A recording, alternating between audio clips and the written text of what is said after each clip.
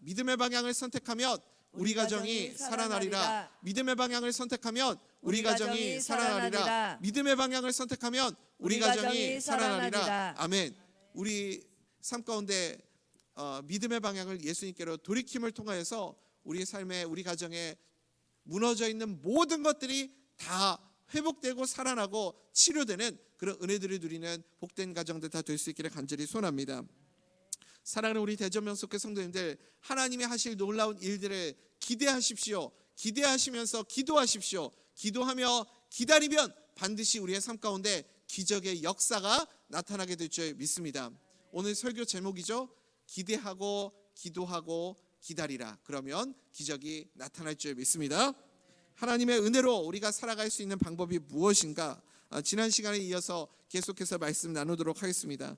네 가지 우리의 믿음의 공식이 있다고 그랬죠? 네 가지 기로 시작하는 믿음의 공식 무엇입니까? 기대하고 기도하고 기다리라. 그러면 반드시 뭐가 나타난다고요? 기적이 나타나게 될 줄 믿습니다. 그게 오늘 설교 제목이죠. 무엇이든지 여러분 기대하는 것에서부터 시작이 되는 겁니다. 그래서 오늘 본문 2절에서 룻도 기대하잖아요. 하나님께서 은혜를 주시려거든, 하나님께서 우리에게 은혜를 주시려거든, 이런 기대하는 마음을 가지고 어떻게 나의 발걸음을 인도하실지 기대하죠. 그때 나오미가 어떻게 말합니까? 내 따라 가라 하면서 나오미를 축복하죠. 그러면서 서로가 기대하는 마음을 품습니다. 기대하고 끝나면 안 되죠. 그 다음에는 룻을 보내고 난 다음에 룻도 당연히 어디로 가게 될지 모르니까 기도하는 마음으로 그 발걸음을 또 기도하면서 인도하시는 하나님의 은혜를 구했겠죠. 또 나오미도 집안에 있으면서 그냥 맘 편하게 들어누워 있을 수 있었겠습니까? 얼마나 노심초사 염려가 되고 걱정이 되고, 또 혹시 이방 여인이라고 사람들이 무시하고 해코지하고 이렇게 어려움 당한 일들이 생기면 어떡할까? 그러니 기도를 안 할 수가 없겠죠. 아마 나오미도 룻도 기대하며 기도했으리라고 믿습니다. 그러니까요, 우리의 마음속에도 기대감이 있어야 됩니다. 사랑하는 우리 대전명석교 성도님들, 오늘 이 새벽에도 우리가 기대하며 기도하면 하나님께서 응답하여 주실 줄 믿습니다.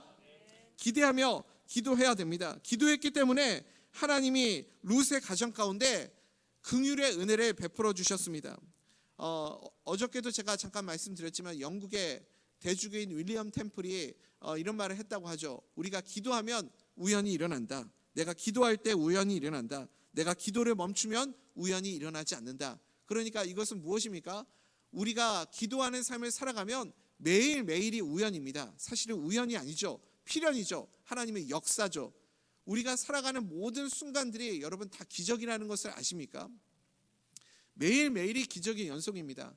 한 사람이 이렇게 살아가는데 운전하면서 내가 인식하지 못하는, 나도 모르는 사이에 수많은 사고의 위험을 날마다 매일매일 겪으면서 살아간다고 합니다.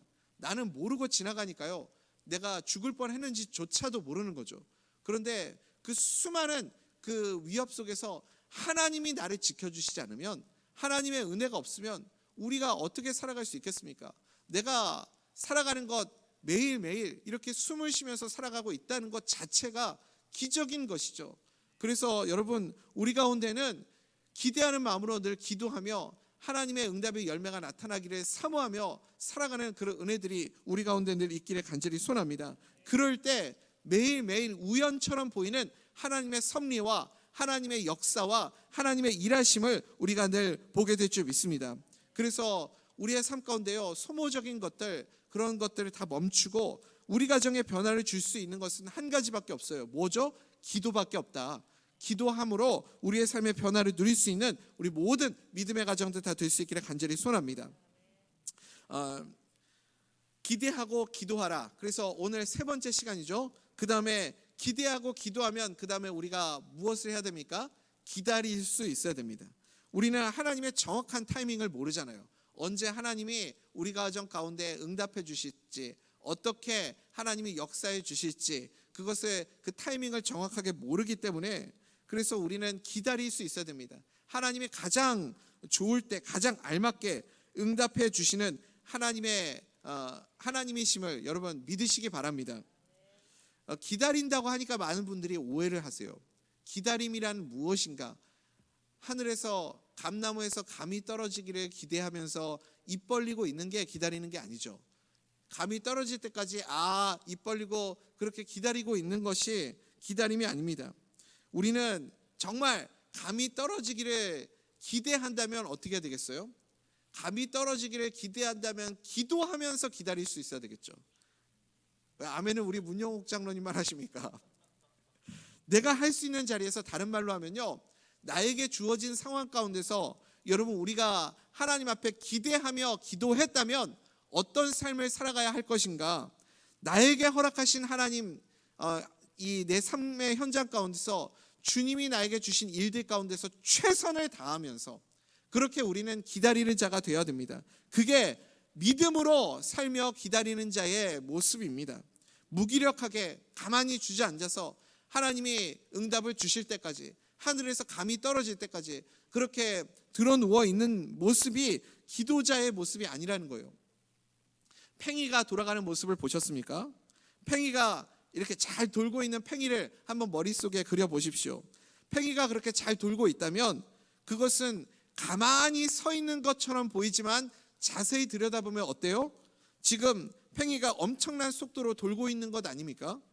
중심을 잡고 중심의 견고함을 가지고 팽이가 돌고 있기 때문에 마치 멈춰 있는 것처럼 보이지만 그 팽이는 자기의 삶 가운데서 지금 최선을 다해서 그렇게 그 자리를 중심을 잡고 지키고 있는 거죠. 그러니 가만히 서 있는 것과는 완전히 전혀 다른 차원의 모습입니다. 말하자면 팽이가 이렇게 자신의 삶 가운데서 주어진 자리에서 중심을 잡고 최선을 다하고 있는 것처럼 우리 또한 하나님이 나에게 허락하신 삶의 자리에서, 우리 가정 가운데서, 내 삶의 현장 가운데서 최선을 다하는 삶을 살아가면서 응답을 기다릴 수 있어야 한다라는 거죠. 우리에게 하나님의 응답이 올 때까지 이런 믿음의 자세가 필요합니다. 우리 2장 7절 말씀 한번 읽어보겠습니다. 시작. 나로 베는 자를 따라 단 사이에서 이삭을 죽게 하소서 하였고 아침부터 와서는 잠시 집에서 쉰 외에 지금까지 계속하는 중입니다. 여러분, 아멘. 룻이 지금 무엇을 하고 있습니까? 룻이 기대하고 기다리며 그러면서 그의 삶의 자리 가운데서 주어진 삶의 현장에서 무엇을 하고 있습니까? 마치 지금 응답을 기다리면서 가만히 멈춰 있는 것처럼 보이지만, 아무것도 안 하고 있는 것처럼 보이지만 자세히 룻을 들여다보면 지금 룻은 무엇을 하고 있습니까? 자기에게 주어진 삶의 현장 가운데서 마치 뱅글뱅글 돌아가고 있는, 멈춰 있는 것처럼 보이는 그 팽이처럼 자기에게 주어진 자리에서 최선을 다해서 자기의 일을 하고 있는 모습을 발견할 수 있습니다. 그러니까 룻은 지금 누가 보든지 안 보든지 신경 쓰지 않고 자기에게 맡겨진 일에 최선을 다하고 있습니다. 사랑하는 우리 대전 명석교회 성도님들, 우리 가정에 간절하게 기다리고 있는 기도 제목들이 있지 않습니까? 우리 그 기도의 소원들이 응답되기를 원하십니까? 우리가 기대하는 마음으로 기도했다면 약한 자의 기도를 통해서 하나님께서 반드시 응답해 주실 줄 믿습니다. 우리에게 응답의 은혜를 반드시 주실 줄 믿습니다. 그것을 우리는 믿고 기다릴 수 있어야 돼요. 응답의 타이밍이라는 게 있잖아요. 우리의 주어진 일상의 삶 속에서 우리는 최선을 다하며 기다릴 수 있어야 됩니다. 사람들에게 보여주기 위해서가 아니라 그 성실함은 누구 앞에서이냐면 언제나 코람되어 되시는 우리 하나님 앞에서, 그렇게 하나님의 타이밍의 때가 우리 가운데 찾아오게 될 때까지, 최선의 때에, 최고의 때에 하나님의 응답이 올 때까지 우리는 최선을 다하며 기다릴 수 있어야 됩니다. 우리는 기다리는 마음이 참 중요합니다. 이 기다림의 시간을 통해서 주님이 원하시는 것은 무엇이냐면, 이 시간을 통해서 주님과 더욱 인격적으로 친밀한 교제를 나누기를 원하시는 거예요. 그런데 우리는 이 친밀한 교제는 뒤로 하고 뭘 원하냐면 무조건 빠른 응답을 원하지 않습니까? 무조건 내가 기대하고 기도한 대로 빠르게 응답되기를 원합니다. 어떤 분은 너무 인내하고 기다리는 게 힘드니까 하나님께 이렇게 기도를 드렸다고 하죠. 하나님, 저는 인내심이 많이 부족합니다. 저에게 기다리는 마음을 주시옵소서. 인내하는 마음을 주시옵소서. 지금 당장 주시옵소서. 그러니까요, 여러분, 우리가 이렇게 하나님의 때를 반드시 응답해 주실 것을 믿는다면 가장 좋을 때, 가장 완벽할 때, 그리고 가장 선한 모습으로 하나님이 응답해 주실 것을 기대하면서 기다릴 수 있어야 됩니다. 어색한 사람하고 같이 이렇게 있는 시간, 그게 참 얼마나 어렵습니까? 제가 가끔 이제 엘리베이터를 타고 이렇게 내려올 때가 있는데 성도님들하고 같이 이렇게 내려올 때가 있어요. 근데 저하고 이렇게 탔는데 막 많이 불편하신가 봐요. 인사를 하시고 이렇게 우리가 시선을 어디다 둬야 될지 모를 때 괜히 천장 보고 이렇게 다른 데 쳐다보고 그러지 않습니까? 인사를 했는데 안녕하세요, 목사님 식사하셨어요? 이렇게 하고서 그 다음에는 할 말이 없잖아요. 그러면 천장 보고 이제 엘리베이터가 내려가기만을 기다리는 거예요. 근데 그럴 때일수록 엘리베이터가 더 천천히 가는 것 느껴지십니까? 그 짧은 시간이지만 그 시간이 막 너무 불편하고 어색하고 힘들잖아요. 기다리는 뭐 몇십 초, 얼마 되지 않는 그 짧은 시간도요, 불편한 사람하고 같이 기다리면요, 그 기다리는 시간이 정말 너무 괴롭고 힘들거든요. 어떻게 해야 될지 모르겠고 한두 마디 하고 나면 할 말도 없고. 여러분, 그런 힘들고 어색한 시간들을 겪어보신 분들 계십니까?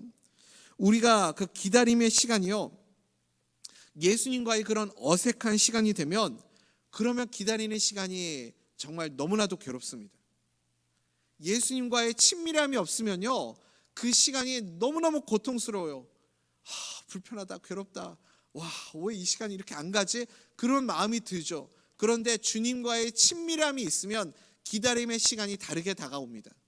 여러분, 나와 가까운 사람, 친한 사람하고요, 다른 어떤 일들을 기다리면서 같이 뭐 카페에 앉아서 대화를 나누거나 아니면 그 기다리면서 이렇게 함께 있는 시간들을 보내보십시오. 오히려 그 시간이 즐겁고 행복하고 또 그 시간이 너무나도 빨리 지나가는 것을 느끼지 않습니까? 그러니까요, 우리가 예수님과의 친밀한 교제를 누리며 그 시간을 지내게 될 때 기다림의 시간이 괴로운 시간이 아니라 은혜의 시간이 되고 나에게 간증의 시간이 되고 그리고 순식간에 지나가는 그런 감사의 시간들로 채워지게 될 줄 믿습니다.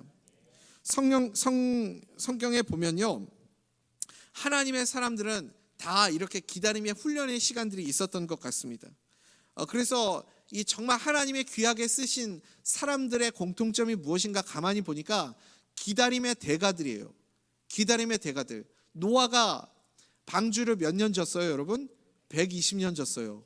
120년 동안 너 한 가지 일만 해라, 하나님이 네 일평생 딱 한 가지 일만 해라 하면 여러분 하실 수 있겠어요? 노아는요 120년 동안 밥만 먹고 배만 만들었어요. 그러니 얼마나 힘들어요. 그런데 하나님의 하시라는 그 명령에 순종해서 120년 동안 하나님의 역사를, 응답을 기다렸습니다. 아브라함은요, 하나님이 약속을 주시고 내가 너에게 민족을 이루게, 큰 민족을 이루게 씨를 줄 것이다, 약속을 주셨죠. 아들을 주실 것에 대한 약속. 그 약속을 기다리는데 얼마나 걸렸어요? 물론 85세 때 그 약속을 받았지만 응답받은 때가 100세니까 100년을 기다린 거 아닙니까? 100년을 기다렸어요. 상상이 되십니까? 요셉은요, 하나님께서 주신 비전을 이루기까지 최소 그 꿈을 꾸고 난 이후부터 14년 동안 힘든 고난의 시간들을 지나가야 됐죠. 그 시간을 인내했습니다. 모세는요, 광야에서 하나님이 부르실 때까지 몇 년을 광야의 생활을 했어요? 40년을 광야 생활을 했습니다. 다윗도요, 기름 부음을 받고 나서 왕이 될 때까지 10년 동안 이 인내하고 기다려야 하는 그 시간을 보내야 했습니다. 그러니까요, 하나님이 귀하게 쓰시는 사람들의 공통점을 보니까 다 기다림의 대가들이더라고요. 과부 안나, 여러분 기억하십니까? 메시아를 기다리며 늘 성전에 머물고 그 일평생 메시아를 만나기를 소망하고 갈망하는 그 마음으로 살아왔던 그 안나, 몇 살 때 예수님을 만났어요? 84살 때. 80살이 넘도록 일평생을 기다리며 그 기도 한 가지를 붙잡고 그렇게 살아갔던 사람이 안나 아닙니까? 여러분, 이와 반대로 인내하지 못했던 사람들, 어떤 사람들 있죠? 하나님께서 그 사람들을 다 내치셨잖아요.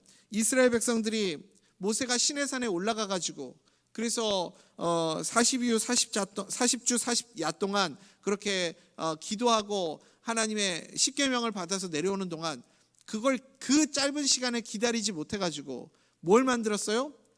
금송아지 만들었잖아요. 그래서 우상 숭배하고, 거기서 우상 숭배하고 금송아지 앞에 절했던 그 사람들 하나님의 노염을 사가지고 결국은 약속의 땅에 들어가지 못하고 광야에서 다 죽지 않았습니까? 사울 왕 역시 마찬가지죠. 사울 왕도 사무엘이 빨리 오지 않으니까 조급한 마음에 자기가 직접 제사를 집리하지 않습니까? 이것이 하나님이 사울을 버리게 되시는 그런 계기가 되죠. 그러니까 우리는 인내하고 기다릴 수 있어야 됩니다. 하나님이 반드시 가장 선한 길로, 가장 완전한 길로 응답해 주신다. 믿으십니까? 그러면 주님과의 친밀한 교제를 나누며 기다릴 수 있어야 됩니다. 기다리면 반드시 우리 가운데 응답해 주시는 줄 믿습니다. 여러분, 자녀들이 이렇게 떼쓰는 아이들 있잖아요. 막 떼쓰고 그냥 들어 눕고 막 그런 아이들 보면요, 아이들이 왜 떼를 쓰죠?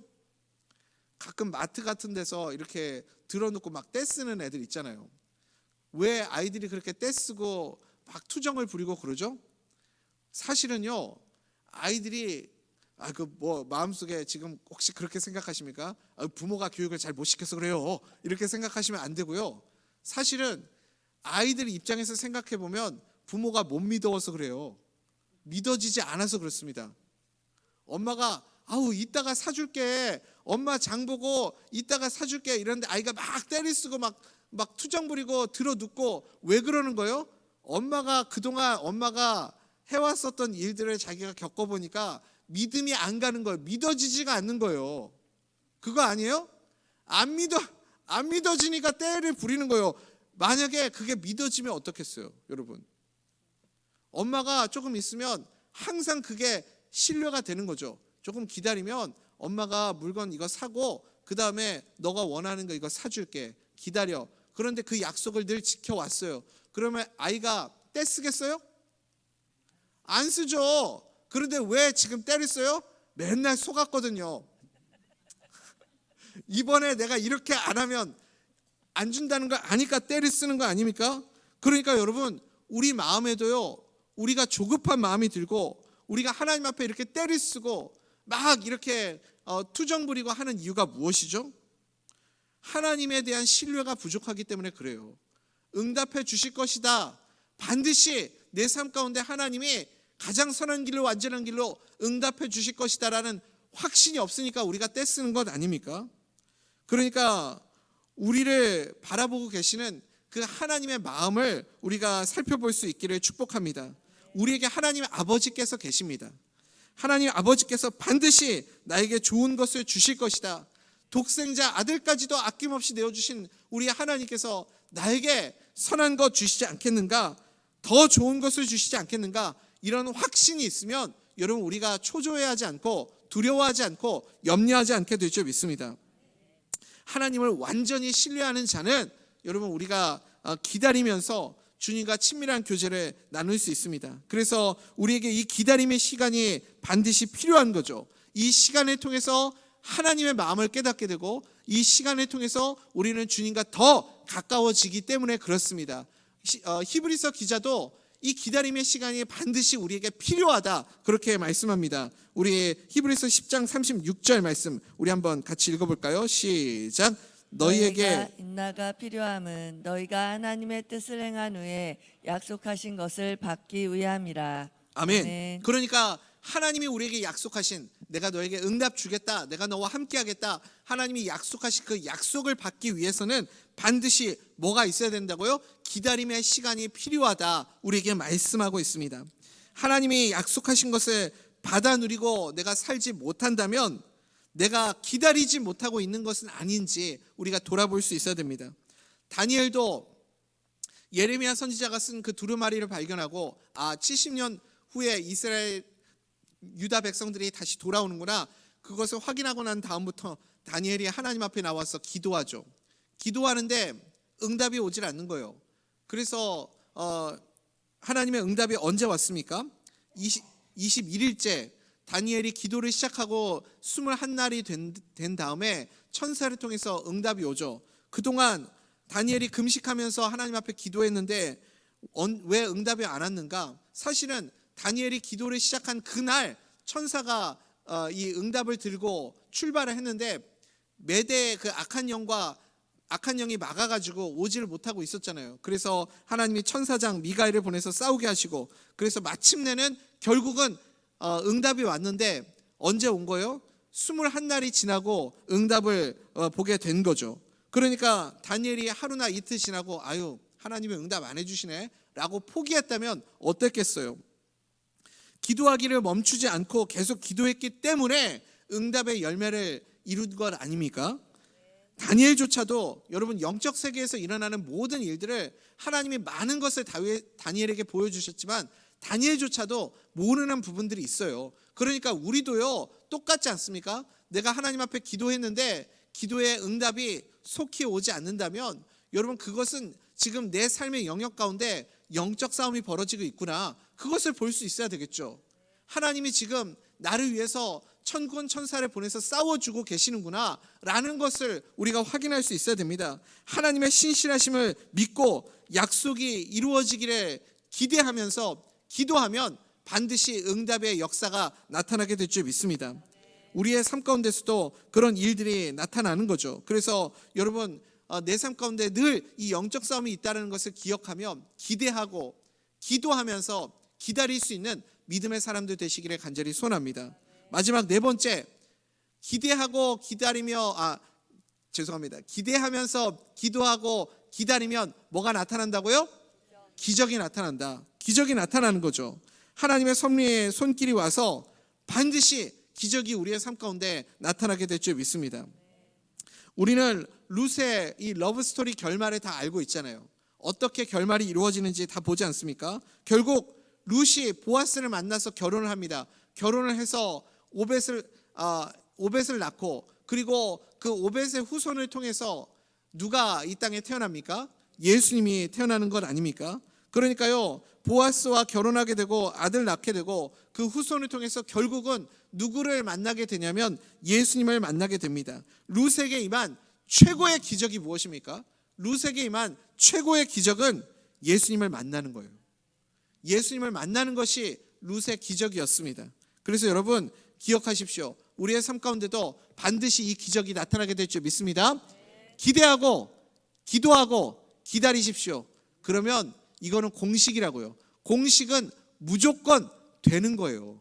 기대하고 기도하고 기다리면 우리의 삶 가운데도 룻에게 하나님의 기적의 역사가 나타났던 것처럼 절망 가운데 아무것도 없고 아무 기대도 없고 아무 소망도 없었던 룻의 가정 가운데에도 하나님이 신앙의 명문가를 이루어 주시고 왕의 가문이 되게 하여 주시고, 그리고 마침내는 예수 그리스도가 이 땅에 오게 되는 메시아 가문 되게 하여 주셨던 것처럼 우리의 가정 가운데도 그런 기적의 역사, 내가 생각하는 것보다 나의 생각을 뛰어넘어 하나님의 수준이 되게 하는 하나님의 응답의 역사를 우리에게 허락하여 주실 줄 믿습니다.